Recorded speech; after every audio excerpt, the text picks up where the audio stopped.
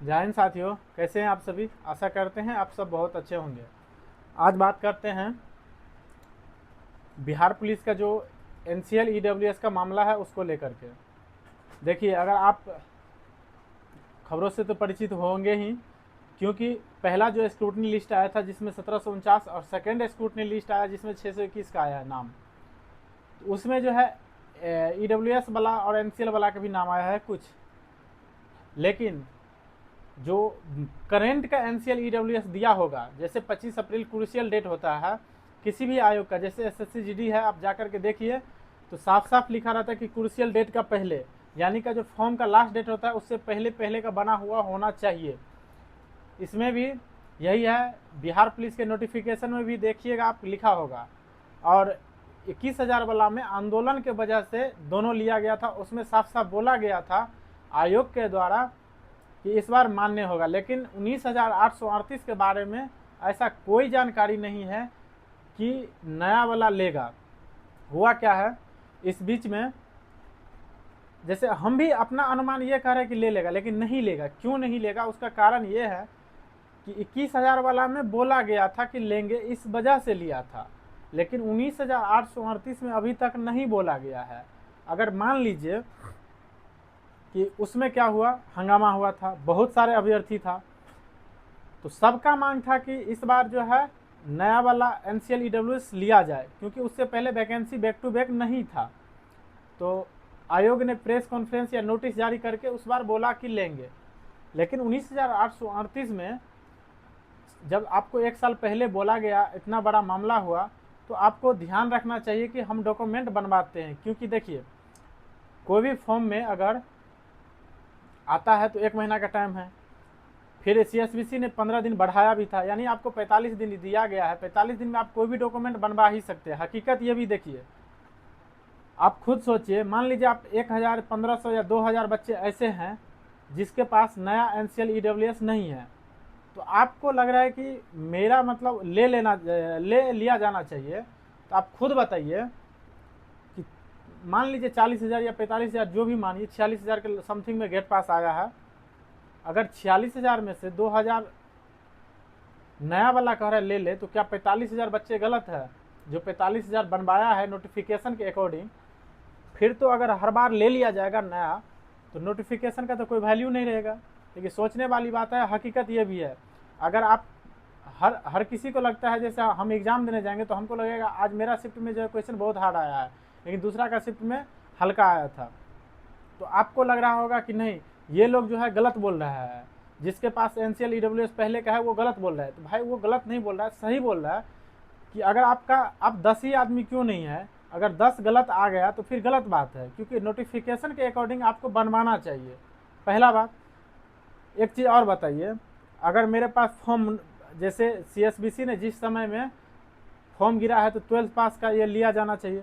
अगर हम उस टाइम 12th पास नहीं थे या 10th पास थे, हम फॉर्म डाल देते, हम जो है अभी 12th पास कर लेते, तो क्या मेरा वैल्यूड होता? आप खुद बताइए।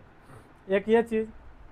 दूसरा चीज़, हम यूआर में आते हैं, मेरे पास ईडब्ल्यूएस का सर्टिफिकेट नहीं है, ठीक है, कोई फॉर्म आया और हम सर्टिफिकेट नहीं बनवाए हैं, लेकिन हम यूआर में नहीं जा करके ईडब्ल्यूएस में फॉर्म भर देंगे, और हम अभी गलत है कि मेरे पास नहीं है, और हम बाद में जा करके फॉर्म बनवा लेते हैं, यानी डॉक्यूमेंट बनवा लेते हैं कि हम ईडब्ल्यूएस में है, तो क्या ये ईडब्ल्यूएस वाले के साथ नाइंसाफ़ी या बेईमानी नहीं हुआ?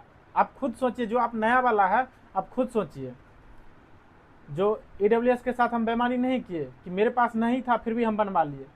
अगर कोई एनसीएल वाला बंदा है, आपके पास एनसीएल हैं, ठीक है, और फॉर्म आया, एनसीएल नहीं है, फॉर्म आया, आप एनसीएल में जाकर के ईडब्ल्यूएस बीसी में है, अब उसमें जाके भर दिए।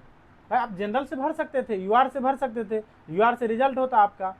नहीं तो यही होता, अगर आप, जैसे हम अगर यूआर में आते हैं, ठीक है, फिर आगे बताएंगे आपको कि ये भी बात आ जाता है कि भाई आपका मार्क कम होगा, आप मार्क पे फाइट कीजिए, मेरा मेहनत था। देखिए भाई, आपका मेहनत है, हम भी जानते हैं, और आपका मेहनत को हम सलाम करते हैं कि आप पास किए, गेट पास लाए।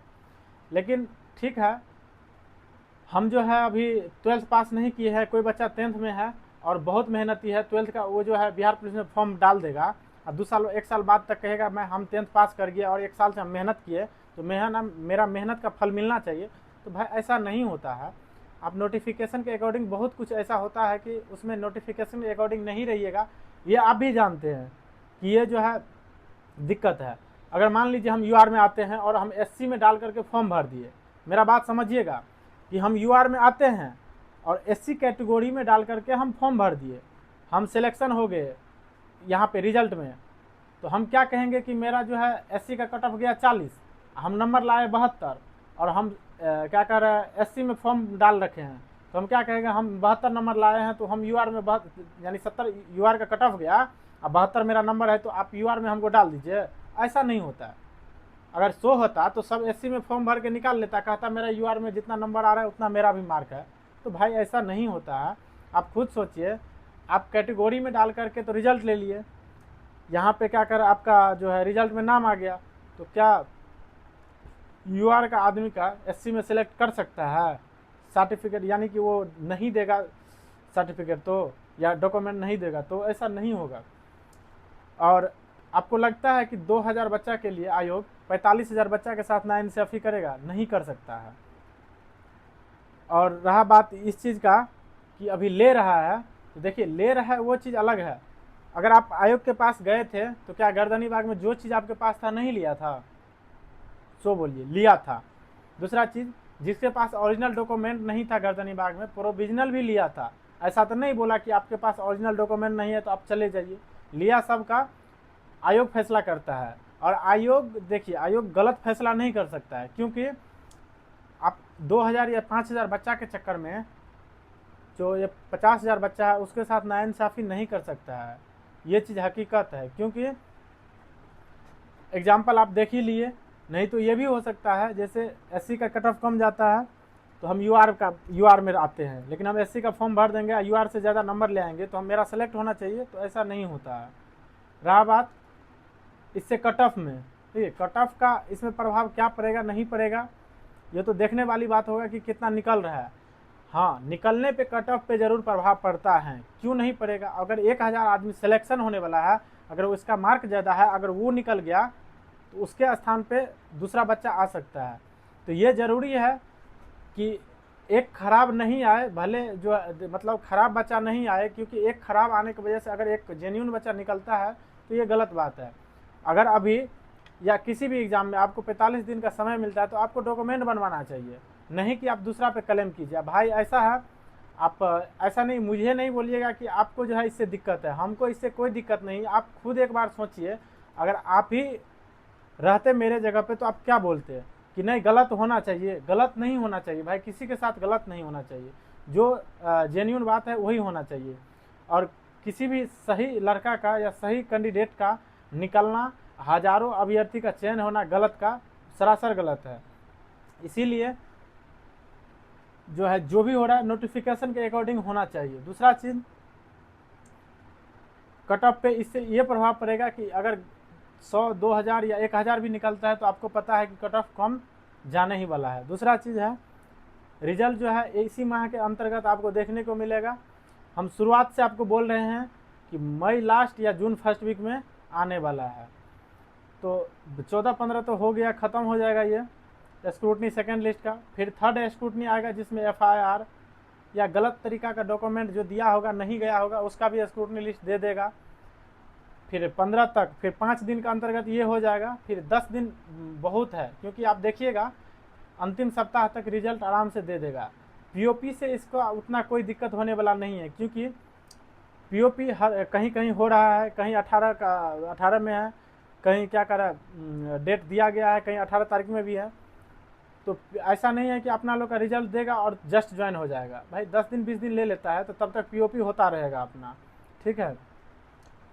इसी के साथ मिलते हैं नेक्स्ट वीडियो में। कोई भी कमेंट होगा या जो हम बोले हैं सही है नहीं गलत है, आप लोग खुद कमेंट कीजिएगा। क्योंकि देखिए होता क्या है, अगर हम एक गलत का सपोर्ट करेंगे तो ये गलत बात है। इसीलिए हम नहीं चाहते कि भाई कि सही बच्चा के साथ गलत हो। जो गलत है भाई आप खुद स्वीकार कीजिए कि हम गलत कर रहे हैं। ऐसा नहीं कि आप सही जो है उसको क्लेम कीजिए कि भाई आपके वजह से मेरा नहीं हो रहा है। भाई आपसे उसको कोई दिक्कत नहीं, आप सही था तो वो आपके साथ था, तो आप गलत है तो आप खुद सोचिए कि आपके साथ वो नहीं है। तो आयोग भी इसमें या कोई कुछ नहीं कर सकता है। मिलते हैं नेक्स्ट वीडियो में। जय हिंद।